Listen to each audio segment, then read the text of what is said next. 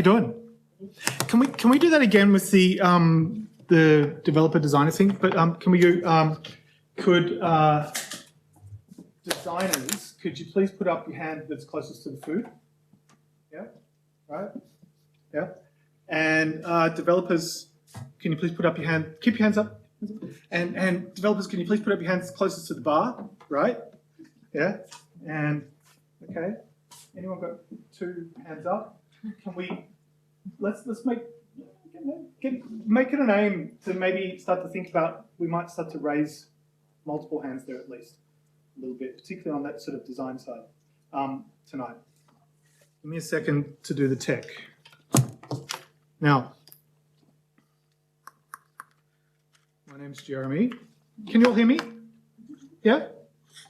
Is that better? Okay. I'm a principal with, this feels so weird standing at a lectern. I'm going to move around. I'm a principal with Meld Studios, and we are a 10-year-old design consultancy. We've worked across a range of things, but the reason why we kind of came about was because the founders of the company were working in digital back in, through the 90s into the noughties, and seeing that there were so many sort of projects where digital led the way, and digital was the solution that you're working towards, but a lot of the humans fell out and were left on the cutting room floor when you start to implement the solutions to those projects. And so Meld was formed. At the time, we called it service design, human-centered design, maybe more appropriate these days to start to think about. And so we tend to work in this intersection of things that, there's nothing that's not really digital these days. There's nothing that doesn't really touch the web these days. And so a lot of the things that we do will have implications and sort of, look and feel a lot like the things that people who work on the web do. We also work with, people who work in HR, for instance, or thinking about the human experience for things like the census, for instance, which is one of the big jobs that we're working on at the moment. And, excuse me, this is a bit of a fail with anyone got one of these newer iPads and you have to turn it to your face so that it sees you? Yeah. Okay. I want to talk about this. Okay.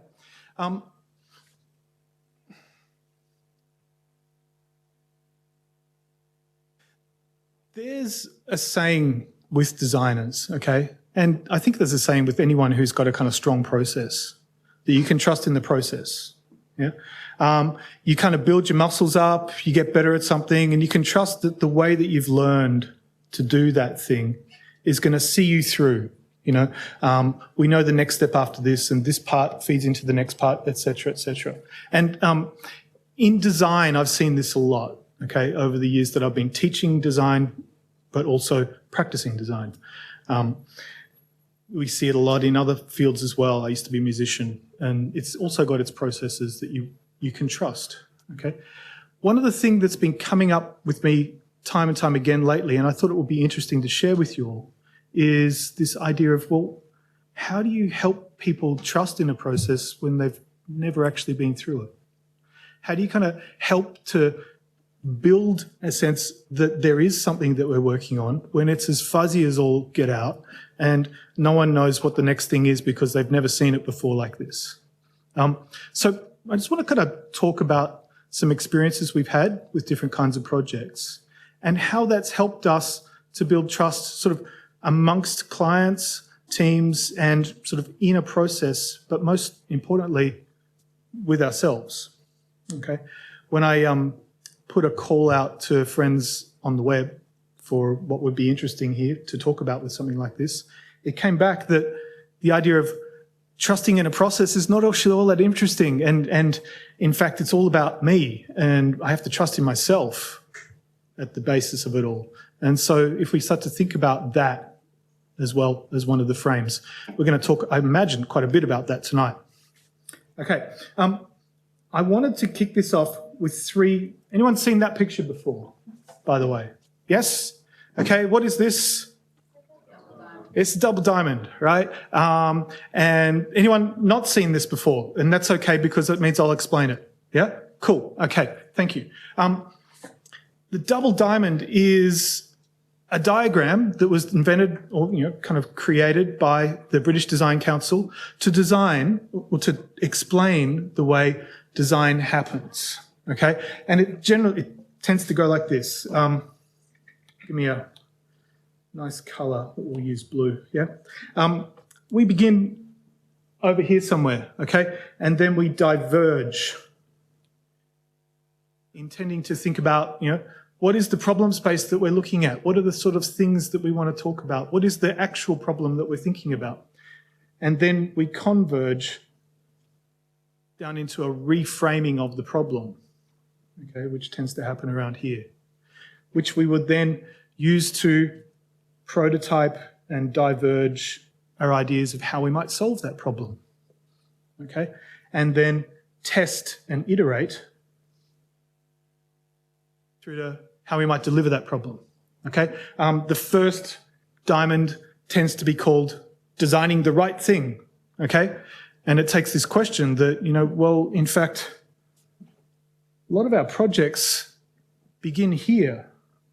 A lot of the time we're kind of given these projects as like, I want you to fix that thing, want to do that thing, we have to do this thing, how are we going to do it? And the thing that we're given often needs to be questioned and thought about, well, is that actually the right way to frame that thing? Is that the most useful way to frame the thing?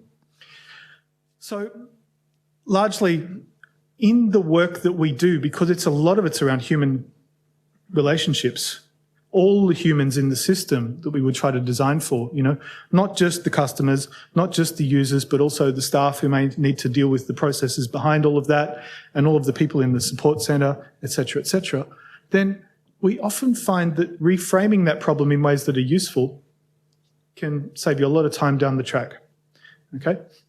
Now, this is one way that we often find fixing that process is really useful with people. So if you haven't seen the double diamond before, please go and do a bit of reading about it because it's really useful and there's a lot of stuff that's written by people who are a lot smarter and better at speaking than me, okay? But one of the things that's in it, it kind of assumes that we have experience of iteration, okay? So again, another tenet that you'll hear about design is that it's iterative, yeah? Who works in Agile? Yeah, right? You're all iterative, yeah? Sprint cycles, you kind of got your backlog, you're going to pull stuff out of there, we're going to change it, yep, etc. Okay? This experience of actually changing the problem that we're going towards or changing the goal, okay, can totally freak people out. Anyone ever been freaked out by the goal being changed? Yes? Yeah? Okay. HR? No? Sorry. No. And one of the interesting things here is, for me, I think, is if we can help people to experience that iteration, okay, in a visceral way. So some of the ways that we've done this, for instance, so like we might be working with, senior public servants in, again, I talked about the census, so I'll use that as a kind of case study. Senior public servants inside the Australian Bureau of Statistics, taking them out on testing to hear from the horse's mouth, so to speak, or to try to see what does a prototype of this actually look like when people try to use it, but also to be there in the sense making when we try to make sense of what it is we've heard, okay? These are both very ambiguous moments here when we try to work with people so that they can basically try to see, here is something that we're trying to do. We had a mental model for what it is we're trying to do. That mental model doesn't actually fit with the people who are going to use it, and in fact, it's probably going to make it worse. Great example here is even just shifting from the word of compliance to motivation. Yeah? Okay?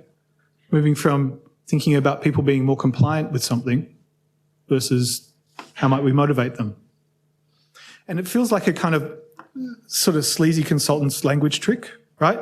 But And it is, but it's also something that helps people to see things differently, okay? And helps them to experience the iteration of the mental model that they might have, okay? So this, I think, is one of the first things that you can be really trying to get towards, and trying to get towards it as quickly as possible with people that you work with, is how do you help everyone to experience iteration as quickly as possible? Okay. Number two. So there's three things I want to kind of talk about tonight. Number two. I've got a really bad story, okay? And I'm going to relate it to you. So some of you probably had a similar experience. I don't know. I hope not. But we were doing an interesting piece of work, called in to do an interesting piece of work in the education sector. It was fantastic. You know, my kids are quite young at the time, and it was in kindergartens, and so we kind of got to do some interesting sort of observation in kindergartens, but it was also around technology and the use of technology in kindergartens. And it's like dream gig, okay? We did the work, and there was this, first of all, one little red flag that came up very, very early on that I didn't heed, and I probably should have. And it was when we were saying, so how would you like us to kind of report back to you in terms of what we think you should do and what we're hearing? And the first thing was, well, just give us the report at the end, okay? Anyone ever had that? Just give me the report at the end, yeah? Okay. It's a red flag. Please listen to it next time. I'll come back to why that was. But the second thing that kind of hit me with that project was when we started to report back what we were hearing, because we didn't just give them a report at the end. We said, no, we actually need to engage with you in the middle. We told them all the things that were wrong with the thing that they'd built. And we assumed that they understood all of the things that were great. Right? Right? Right? I mean, please. And so that kind of totally taught me to begin with an appreciative stance, okay? Begin with looking at a problem about what's right about this. What are the things that are good about this problem? Often when we're doing research and we're doing kind of, thinking about how we make something better, okay? And let's think about that first diamond, okay? The better is implying that it's not good. The better is implying that it needs to be improved, okay? And that may be the case, but there's also gold in there, and there's also things that we need to be aware of, because those are the things where we begin to build appreciation for what's gone on, what's great here, what are the things that we don't want to lose, what are the things that make us us, yeah? So those of you in startup land, you'd be quite familiar with the idea of, you need to have a thing that kind of makes you you. Yeah, what do you call it these days? I don't know. Kind of changes its name. But this appreciative stance, and it does something that's really interesting here as well. So just in the way that experiencing iteration does something to the way that people kind of then experience the next stage of iteration, an appreciative stance changes the way that someone looks at the problem, okay? If we go into a problem space with an appreciative stance, it doesn't mean we're going to kind of look at it with rose-coloured glasses, but it means that we are going to go in there with respect for the things that are going on, and hopefully respect for all of the humans who've had a part in making that thing happen. Okay, so this is my kind of second learning, I think, in terms of helping to build sort of trust in your process, is learn to kind of love the problems and look at them with this kind of soft-eyed curiosity. Yeah. I once got some advice from, again, this was from the ABS, it was fantastic. They'd gone to present a piece of work to an Indigenous advisory group. Sorry. Excuse me.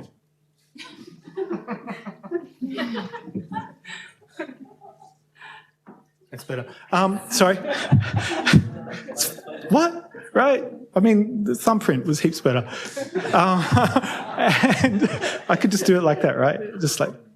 And so they'd gone to get some advice from an advisory committee around how will we engage with Indigenous communities, etc. And before they went into this, they were advised, okay, I want you to listen with your eyes and see with your ears. Okay? Now, that was like, what? Okay. But if we start to think about, walking into a problem space with an appreciative stance, so this comes from, appreciative inquiry, how we might then look at something for the things that are good in it, try to notice the things that are often not noticed when we go in there with a, what the hell's wrong with this thing, tick, tick, tick, usability, tick, tick, whatever, right?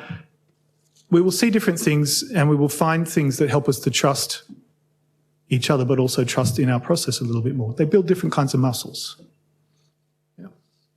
Okay, so then that leads me to the third kind of idea I'd like to talk about, okay, which is that muscles build mindset. Okay, this is muscle. Who goes to the gym? Anyone? Yeah.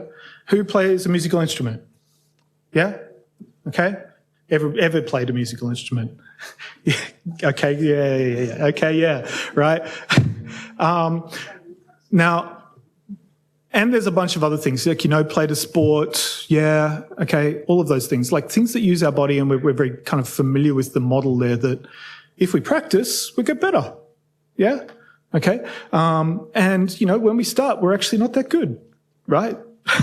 All that stuff. My 9-year-old daughter does not get that part yet. We're still working on that part. But that whole thing there is like, well, then what are we doing with that mental model of about how we get better with something when we have this other mental model around, how do we get better at doing these intellectual things, these kind of thought things. These are, what do we call it? Knowledge-based economy, service-based economy kind of things. And so if we kind of think about going to the gym, it might be an interesting model here, because 2 days after you've been to the gym and you've worked on your glutes, you cannot walk up the stairs. Trust me, I know this. Or, 2 days after you've started, or 2 weeks or 2 months after you've started playing a new sport, you probably can't go and represent your country, right? Yeah. Okay. So these ideas about what is expectation, but also what is pain.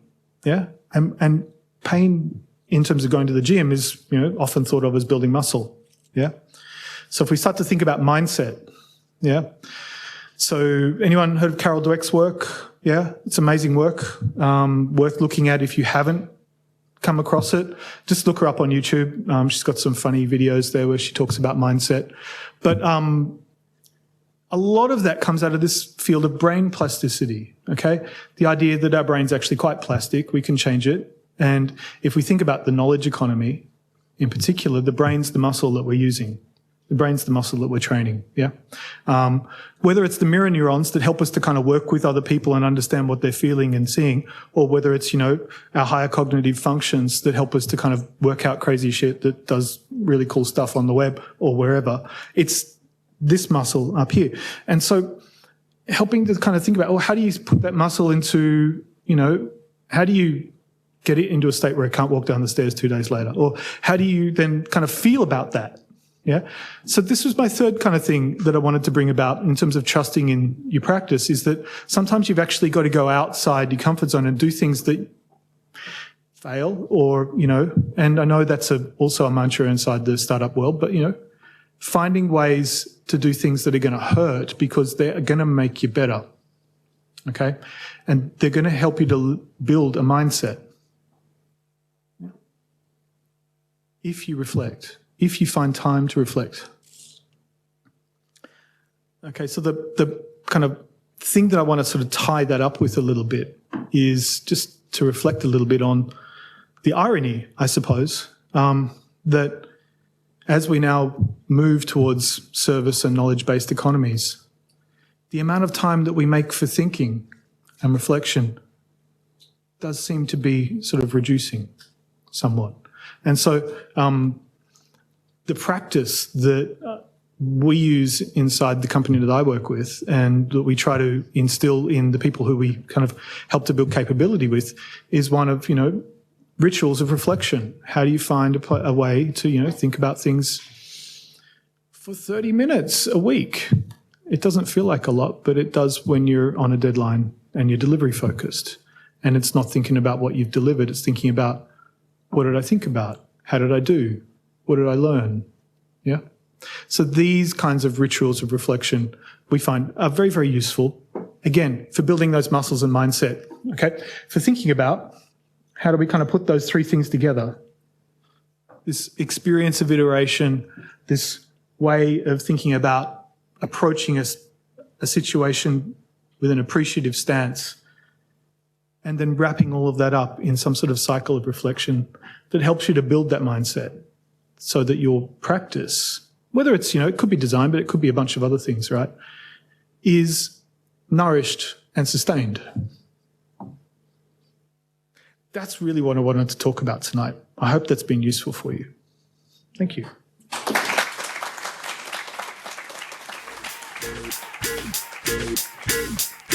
Get back!